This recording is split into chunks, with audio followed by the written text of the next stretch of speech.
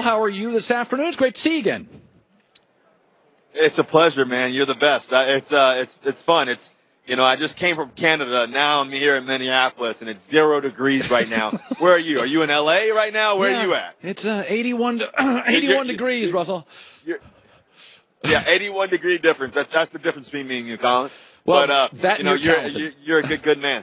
Well, let's start with this. Let's go back to your first Super Bowl. Yep. This is Nick Foles' first Super Bowl. Let's forget Brady for a second. Let's go back to your first Super Bowl. Bill Romanowski once told me he doesn't remember the first series in his first Super Bowl. He doesn't remember it. He was so nervous. So let's go to your first series in the Super Bowl. Is it a little fuzzy? Were you a little overwhelmed?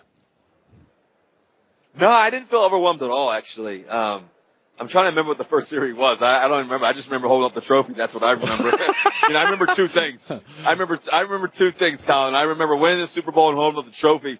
And the thing that I remember is, when I was a young kid, I used to always have this vision of me playing the Super Bowl. And so when I used to watch Super Bowls, one of my favorite things was right when kickoff happened or when the coin toss happened as well, you'd see and all the flashing lights, right? And that would be like the coolest thing ever. So I always wanted to do that. So I was fortunate to be one of our team captains in my second year, and I went out to the coin toss. And here comes Peyton Manning, and here comes Champ Bailey, right? One of the greatest football players of all time. So I go out for the coin toss. But don't forget, Joe Namath was coming out too as well. Oh, so good God. He comes out, and we do the coin toss. They flip the coin, and we're the visiting team. They say, heads or tails, and typically, you know what I mean? And so the referee, says, guys, gentlemen, we got the AFC, the Denver Broncos, we got the NFC, we got the Seattle Seahawks. And we're going to have our coin toss. Seattle Seahawks are the away team, so you get to choose. So then he goes, we're going to have Joe, the infamous Joe Namath, flip the coin toss. So Joe grabs the coin and flips the coin, right? Yeah. But the referee catches it and says, whoa, Joe, you got to let him call heads or tails. And Joe leans in at me and goes, hey, Wilson, I always had a quick release, so I'll never forget that, And so one of my greatest memories of all time playing football. Russell, so that's my story. There's your story. That's great. Okay, let's start. You've had success against both these teams. Let's start with Philadelphia. I remember this year, you were brilliant. That you were running around making plays. In fact, I can remember the next day coming on the air and saying, folks, I've been a Russell Wilson fan for 4 years. This is going to go down as tape they put in the Hall of Fame. You were all over the field, 3 touchdowns, no picks, evading the rush. But by the way, the reason you had to run was because Philadelphia put pressure on you. Take my audience to what the Eagles defense, what do you see? What will Brady see? Well, their defense is really, really good. They're really talented. It can fly around. They have a lot of pressure packages. They do a great job of that. They really disguise really well. But Brady, he studies his film. He'll know what to do. He'll have a plan. They'll have a great game plan. And the key is when you're playing these games, it comes down to who's the team that can be the calmest, the quickest, and then who can finish the game strong and be poised and do the right thing. And so I think in this situation, obviously Tom Brady's done it before, but that doesn't mean that the Eagles can't. I think that with this team, the Eagles, they have a lot of guys who've won Super Bowls. I think they have 5 guys maybe who've been in Super Bowls before, which is a big factor. I do think that this defensive rush, though, that the Eagles have is one of a kind. I mean, they got guys flying from everywhere.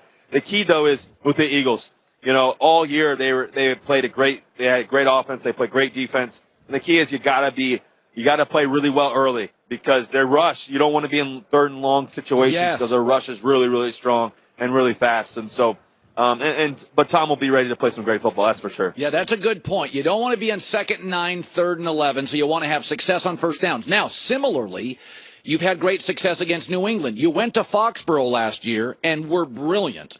And then even in the Super Bowl, you moved the football. So now this is a very schematically savvy defense. Belichick's a defensive guy. Yeah. What will Nick Foles see? What are the tricks they try to do with your eyes, your vision, your tunnel, what you're looking at?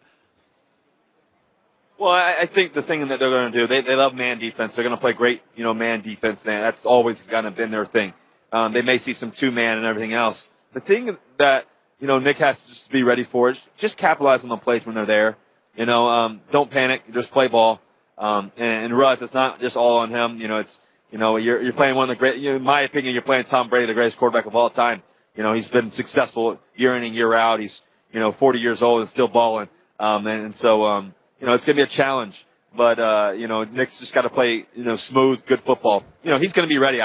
Nick was a guy who you think about last week, or I guess 2 weeks ago now, how he played in the NFC Championship game. He played lights out. I mean, bring that, Nick Foles. And I know Tom Brady's going to bring his best, and it's going to be a good matchup. I have a lot of respect for Nick. I've gotten to know him, and then also Tom. I've gotten to know over the past few years, and so I'm excited about watching these two guys, play some great football. It's interesting. We were talking about the dynasty earlier with New England.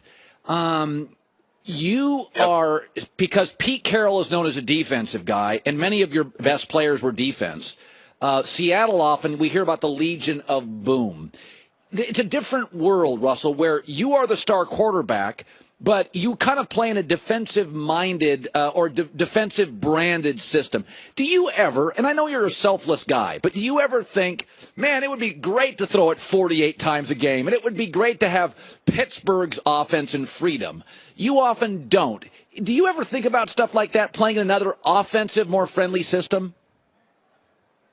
Colin, what's great? What's great is winning. That's what's great. That's all I care about. I'm obsessed with winning, and doing whatever it takes. I'll lay it on the line no matter what it takes. We gotta throw it 10 times. We gotta throw it 40 times. We gotta throw it 50 times. If I gotta run to get a first down, run to get a touchdown, we gotta do whatever it takes. All year, all season. That's what I'm in love with. I'm in love with winning. And that's what I care about most. Tom versus Time is a 6-part documentary that Brady has released over the last week. I'm obsessed with it. I think it's fascinating, because as I get older, I try to eat better. My wife went vegan 6 months ago, and I'm trying to support her. And so we're kind of into that stuff. And I know you are a guy that's totally committed. But how far does your commitment go? Because I had Alex Smith on the other day, and he said, Colin, I'm committed, but I like balance. I like a glass of wine occasionally. How far do you go, Russell, with your diet and training? Do you have a day you ever go out and just say, okay, I'm going to have chocolate chip cookies today mid-season. I want to go out and have a cocktail. How committed are you? Well, you have to be disciplined. You have to be disciplined in the things that you're dedicated to. Everybody's, food thing is different, I think. But the thing that's more fascinating than anything else is his mind. And that's what I'm dedicated to.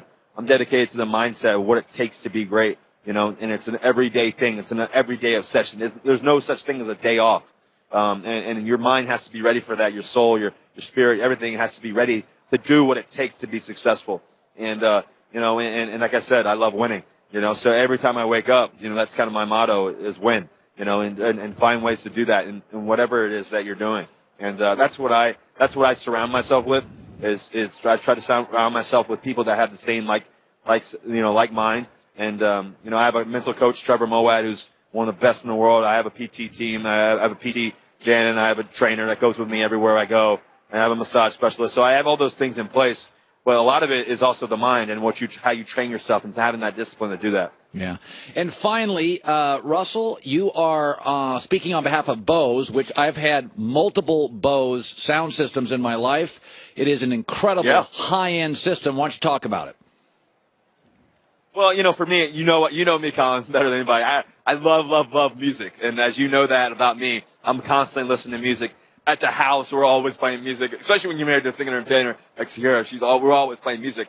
But also for me, when I'm watching film, I constantly have my headphones on. So I have the QC35-2s on, which I need to make sure you have that pair. I'll send you a pair if you don't. Yes. But, it's one of those things. I'm always listening to music. So for me, that's a big. When I'm playing, I'm listening to music in my head. When I'm on the sideline, I'm singing songs in my head. And a lot of that is just keeping me calm. That's how I am. That's how I grew up.